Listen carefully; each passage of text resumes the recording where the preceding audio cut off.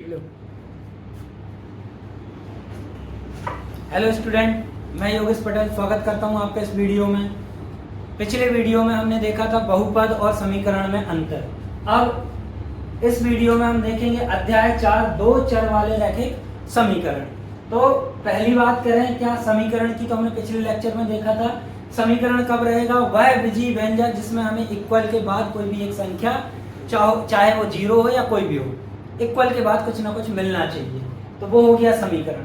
यहाँ बात आती है रैखिक। जिस समीकरण की घात हमें एक मिलेगी वह आपका रैखिक कहलाएगा, है ना। जैसे मान के चलो हमने लिखा 5x धन 6y धन 7 बराबर 0, तो इसमें x की घात भी एक है, y की घात भी एक है, तो जब घात एक है सब जगह तो वो कहलाएगा आपका रैखिक समीकरण। जैसे हमने पढ़े हैं 5x स्क्वायर धन 6x धन 5 बराबर 0, ये पढ़े हम। तो इसमें क्या है, इस बहुपद या इस समीकरण की घात क्या हो गई आपकी 2 हो गई, तो ये द्विघाती बहुपद हो गया। ये कहलाएगा आपका रैखिक बहुपद। जहां पे हमें किसी भी चर की घात एक से ज्यादा ना मिले वह आपका रैखिक बहुपद कहलाएगा। और जिस समीकरण में हमें दो चर मिलेंगे, यहाँ पे एक मिला और ये दूसरा मिला, तो ये हो गया दो चर वाला रैखिक समीकरण। इसमें हमें x मिल रहा है, ये दोनों x हैं, एक ही चर है, तो ये एक चर वाला द्विघाती समीकरण हो गया। इसके आगे हम देखेंगे रैखिक बहुपद, जो हमने पिछली क्लास में पढ़ा था। रैखिक बहुपद का मानक रूप पढ़ा था। रैखिक बहुपद का मानक रूप क्या था, ax plus by plus c, ये था। इसके बाद हम पढ़ रहे हैं रैखिक समीकरण का मानक रूप। यहाँ पे मानक रूप आपका स्टैंडर्ड फॉर्म हो गया, जिसको हम क्या बोलते हैं, व्यापक रूप भी बोलते हैं। तो ये क्या हो जाएगा, ax plus by plus c बराबर में आएगा 0। ये हो गया आपका क्या, रैखिक समीकरण का मानक रूप हो गया। इसमें हमें एक और एक दो, x और y दो चर मिल रहे हैं, यहाँ पे भी दो चर मिल रहे हैं। ये रैखिक बहुपद हो गया, कितने, दो चर वाला। ये रैखिक समीकरण हो गया दो चर वाला, तो हम इसको पढ़ेंगे। ये हो गया हमारा मानक रूप। अब आगे देखेंगे हम उदाहरण नंबर 1। नीचे दिए गए समीकरणों को ax plus by plus c बराबर 0 के रूप में लिखिए और प्रत्येक स्थिति में a, b और c के मान ज्ञात कीजिए। तो हमें पहला दिया है उदाहरण नंबर 1 का,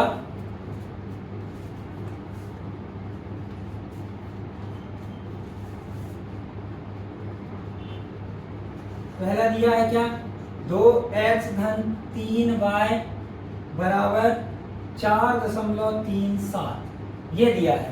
तो हमें इसको किस रूप में लिखना है, इसके व्यापक रूप में लिखना है, मानक रूप में लिखना है। ax plus by plus c यहाँ पे आएगा बराबर 0, ठीक है। तो यहाँ हम लिखेंगे क्या, ax प्लस, या लिख दें यहाँ पे मानक रूप बराबर ax plus by plus c बराबर 0। तो हमें क्या मिल गया, x के साथ 2 प्लस y के साथ 3y, इसको उठा के c की जगह इसको उठा के हम इस तरफ ले आएंगे, तो माइनस का 4.37।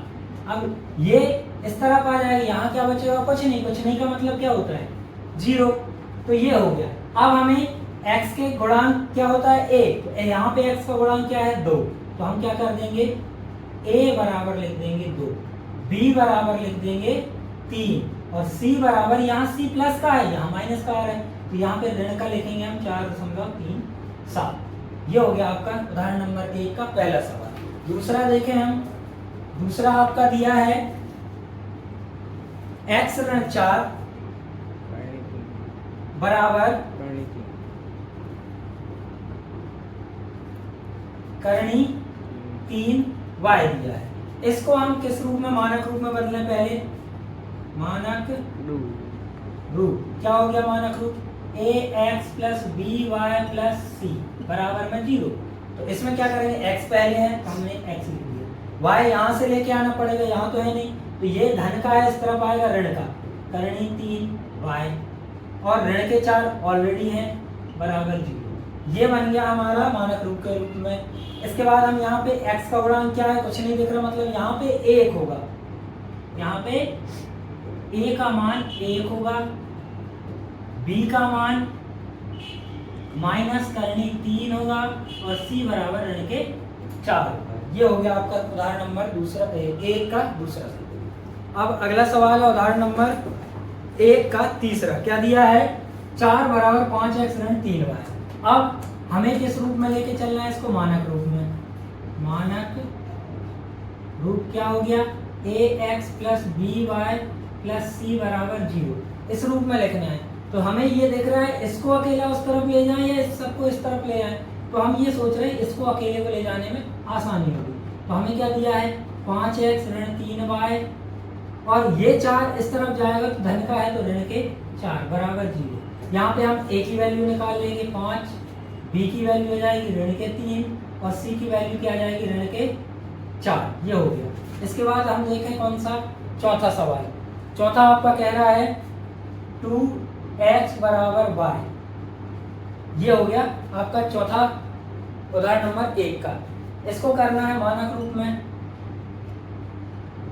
मानक रूप क्या हो जाएगा? ax plus by plus c बराबर 0।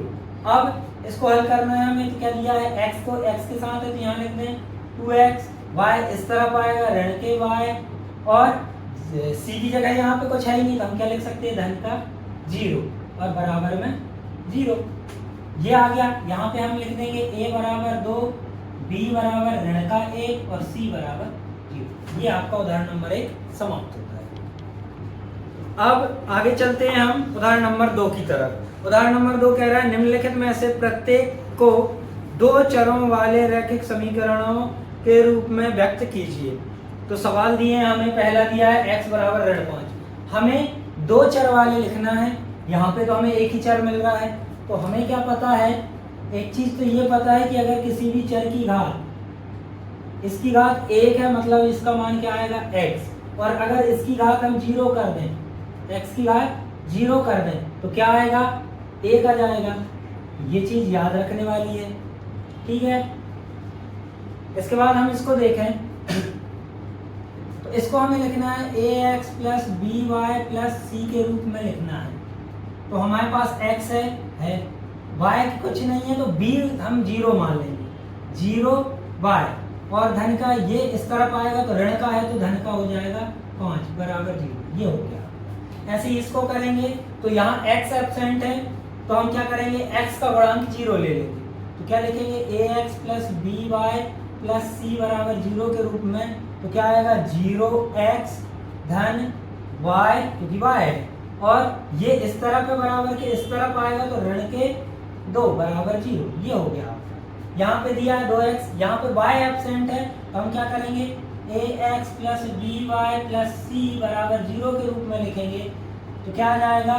2x धन 0y ये 3 बराबर किस तरफ आएगा? तो ऋण के 3 बराबर 0। ये हो गया। इसके बाद चौथा सवाल दिया, यहाँ पे हमारा x एब्सेंट है। तो x एब्सेंट है तो क्या होगा? ax plus by plus c बराबर 0। एक ही जगह क्या आ जाएगा? 0 आ जाएगा। तो 0x प्लस 5y प्लस, अच्छा ये 2 बराबर किस तरफ आएगा? तो प्लस नहीं आएगा, माइनस आएगा। 2 इक्वल टू 0।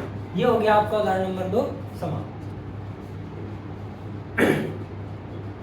अब आगे चलते हैं हम 4.1 प्रश्नावली। 4.1 प्रश्नावली का पहला सवाल है एक नोटबुक की कीमत एक कलम की कीमत से 2 गुनी है। एक नोटबुक की कीमत है कितनी? किसी कलम की कीमत से 2 गुनी है। इस कथन को निरूपित करने के लिए 2 चरों वाला एक रैखिक समीकरण लिखिए।